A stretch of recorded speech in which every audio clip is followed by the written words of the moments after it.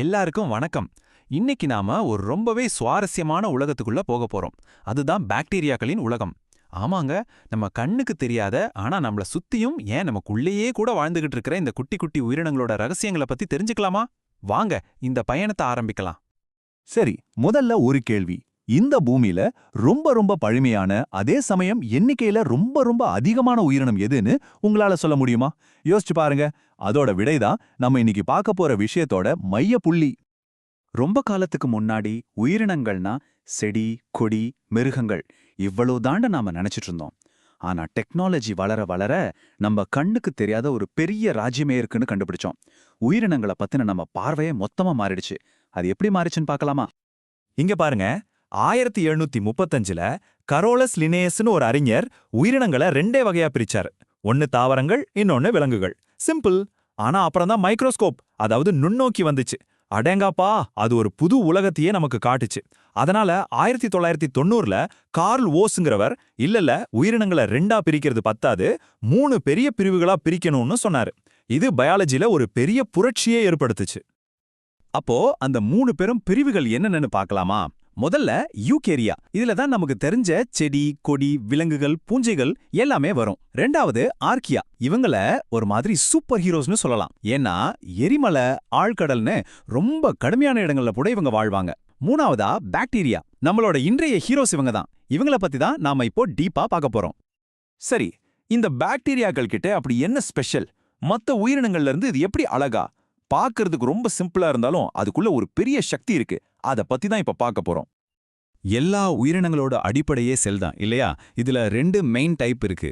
பாக்டீரியாக்கள் ப்ரோகாரியோட்டிக் செல் வகையைச் சேர்ந்தது. அப்படின்னா என்ன? ரொம்ப சிம்பிள். அதுக்குள்ள ஒரு தனியான சவ்வால் மூடப்பட்ட நியூக்ளியஸ், அதாவது உட்கரு இருக்காது. ஆனா நம்ம செடி, கொடிகள், விலங்குகள் மாதிரி யூகாரியோட்டிக் செல்கள்ல அதோட மரபணு பொருள் எல்லாம் ஒரு நியூக்ளியஸ்குள்ள பத்திரமா இருக்கும். இதுதான் ரெண்டுக்கும் இருக்கிற முக்கியமான வித்தியாசம். அப்போ பாக்டீரியம்னா என்னன்னு கேட்டா, சுருக்கமா சொல்லணும்னா அது ஒரே ஒரு செல் இருக்கிற ஒரு ப்ரோகாரியாட்டிக் உயிரினம். அது பாட்டுக்கு தனியாவும் வாழும், இல்லனா கூட்டமா, அதாவது காலனிகளா சேர்ந்தும் வாழும். ரெடியா? இப்போ நாம ஒரு பாக்டீரியாவோட உடம்புக்குள்ள ஒரு டூர் போக போறோம். அதோட உள்ள இருந்து வெளியே வரைக்கும் என்னென்ன பாகங்கள் இருக்குன்னு ஸ்டெப் பை ஸ்டெப்பா பார்க்கலாமா? வாங்க போலாம். நம்ம டூரோட முதல் ஸ்டாப் பாக்டீரியாவோட கண்ட்ரோல் சென்டர். இதோட பேரு நியூக்ளியாய்டு. பாக்டீரியாவுக்கு என்ன செய்யணும், எப்படி செய்யணும்னு எல்லா இன்ஃபர்மேஷனும், அதாவது அதோட டிஎன்ஏ இங்க தான் ஒரு சுருள் மாதிரி இருக்கும். ஒரு ஆபீஸ்ல பாஸ் மாதிரி, இல்லனா நம்ம உடம்புல மூளை மாதிரி இதுதான் எல்லாத்தையும் கண்ட்ரோல் பண்ணுது. கண்ட்ரோல் சென்டர்ல இருந்து ஆர்டர்ஸ் வந்தாச்சு. அடுத்து அந்த ஆர்டர்ஸை வச்சு வேலை செய்யணும் இல்லையா? அந்த வேலையை செய்யறது தான் இந்த ரைபோசோம்கள். இவங்கள குட்டி குட்டி புரோட்டீன் ஃபேக்டரின்னு சொல்லலாம். டிஎன்ஏல இருக்கிற கோடை படிச்சு பாக்டீரியா வளர வாழ தேவையான புரோட்டீன்களை டக்கு டக்குன்னு செஞ்சு தள்ளிட்டே இருப்பாங்க. இப்போ இந்த கண்ட்ரோல் சென்டர், புரோட்டீன் ஃபேக்டரி எல்லாம் எங்க இருக்கு? அது எல்லாமே சைட்டோபிளாசம்னு ஒரு ஜெல்லி மாதிரி இருக்கிற திரவத்துக்குள்ள தான் மிதந்துட்டு இருக்கு. இந்த முழு ஜெல்லியும் ஒன்னா புடிச்சு வச்சிருக்கிறது தான் செல் சவ்வு. இது ஒரு செக்யூரிட்டி கார்டு மாதிரி. யார் உள்ள வரணும், யார் வெளியே போகணும்னு இதுதான் முடிவு பண்ணும். சரி, செக்யூரிட்டி கார்டு மட்டும் போதுமா? பத்தாது. அதுக்கு வெளியில ஒரு செங்கல் சுவர் மாதிரி ரொம்ப திக்கான உறுதியான ஒரு அடுக்கு இருக்கு. அதுக்கு பேரு தான் செல் சுவர். இது பாக்டீரியாவுக்கு ஒரு குறிப்பிட்ட ஷேப்பை கொடுக்கறது மட்டும் இல்லாம வெளியிலேருந்து வர்ற ஆபத்துலேருந்து ஒரு கோட்டை மாதிரி பாதுகாக்குது. ஓகே, பாக்டீரியாவோட பேசிக் பாடி பார்ட்ஸ் எல்லாம் பார்த்துட்டோம். ஆனா கதை இதோட முடியல. அதுகிட்ட உயிர் பிழைக்கிறதுக்குன்னு சில ஸ்பெஷல் கேஜெட்ஸ், அதாவது சூப்பர் கருவிகளும் இருக்கு. அந்த சர்வைவல் டூல்ஸை பத்தி இப்ப தெரிஞ்சுக்கலாம். இதோ பாருங்க, பாக்டீரியாவோட சர்வைவல் கிட். முதல்ல கேப்சியூல். இது ஒரு இன்விசிபிள் ஷீல்டு மாதிரி கடுமையான சூழ்நிலையிலிருந்து பாதுகாக்கும். ரெண்டாவது பைலி. இது சூப்பர் ஸ்டிக்கி கிரிப்பர்ஸ்னு சொல்லலாம். எங்க வேணாலும் பட்டுன்னு ஒட்டிக்கும். மூணாவது ஃப்ளஜெலம். இது ஒரு பில்ட்-இன் மோட்டர். ஒரு இடத்துல இருந்து இன்னொரு இடத்துக்கு போக உதவும். கடைசியா எண்டோஸ்போர். இதுதான் அதோட அல்டிமேட் எமர்ஜென்சி ஷெல்டர். சரி, இந்த பில்ட்-இன் மோட்டார் எப்படி வேலை செய்யுது? ஃபிளாஜெலம்ங்கிறது ஒரு நீளமான சாட்ட மாதிரி இருக்கிற வால். அது ஒரு படகோட ப்ரொப்பல்லர் மாதிரி கிர்ன்னு சுத்தும். அப்படி சுத்துறப்போ பாக்டீரியம் தண்ணியில நீந்திக்கிட்டே முன்னாடி போகும். சூப்பர்ல. அடுத்து அந்த சூப்பர் ஸ்டிக்கி கிரிப்பர்ஸ், அதான் பிலி.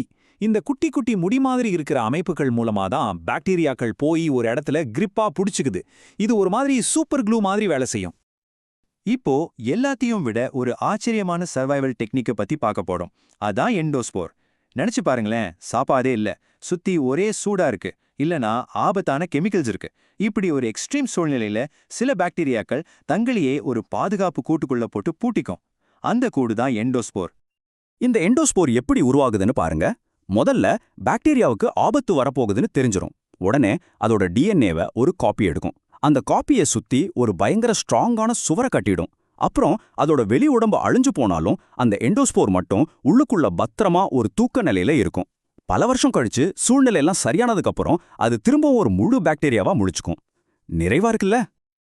ஓகே, பாக்டீரியாவோட அனாட்டமி, அதோட சர்வைவல் கேட்ஜெட்ஸ் எல்லாத்தையும் பார்த்துட்டோம். ஆனா உயிர் வாழணும்னா சக்தி வேணுமே, அதுக்கு சாப்பாடு வேணும். பாக்டீரியாக்கள் எப்படி சாப்பிடுது, அதாவது எப்படி தனக்கு தேவையான சக்தியை உருவாக்குதுன்னு இப்போ பார்க்கலாம். உணவு தயாரிக்கிறதுல பாக்டீரியா கிட்ட 2 மெயின் மெத்தட் இருக்கு. ஒன்னு ஃபோட்டோசிந்தசிஸ், அதாவது ஒளிச்சேர்க்கை. நம்ம செடி கொடிகள் மாதிரி சூரிய ஒளியை வச்சு சாப்பாடு தயாரிச்சுக்கோம். சிம்பிள். ஆனா சூரிய ஒளியே இல்லாத இடங்கள்ல என்ன பண்ணோம்? அங்கதான் 2வது மெத்தட் வருது, கீமோசிந்தசிஸ், அதாவது வேதிச்சேர்க்கை. சுத்தி இருக்கிற கெமிக்கல்ஸை வச்சே தனக்கு வேண்டிய சக்தியை இது உருவாக்கிக்கிடும். சூரிய ஒளியே தேவையில்லை. இப்போ யோசிச்சு பாருங்க, பார்க்கறதுக்கு ஒரே ஒரு செல், ரொம்ப சிம்பிளான அமைப்பு. ஆனா தன்னை பாதுகாத்துக்க கவசம் இருக்கு, நீந்தி போக மோட்டார் இருக்கு, சாகர நிலைமை வந்தா கூட தப்பிக்க ஒரு எமர்ஜென்சி கூடு இருக்கு, சூரியன் இல்லைனாலும் சாப்பாடு தயாரிச்சுக்க வழி இருக்கு. இவ்ளோ திறமைகளை வச்சிருக்கிற இந்த பாக்டீரியாக்கள் இந்த பூமியில கோடிக்கணக்கான வருஷமா வெற்றிகரமா வாழ்ந்துட்டு இருக்கிறதுல என்ன ஆச்சரியம் இருக்கு? நீங்களே சொல்லுங்க.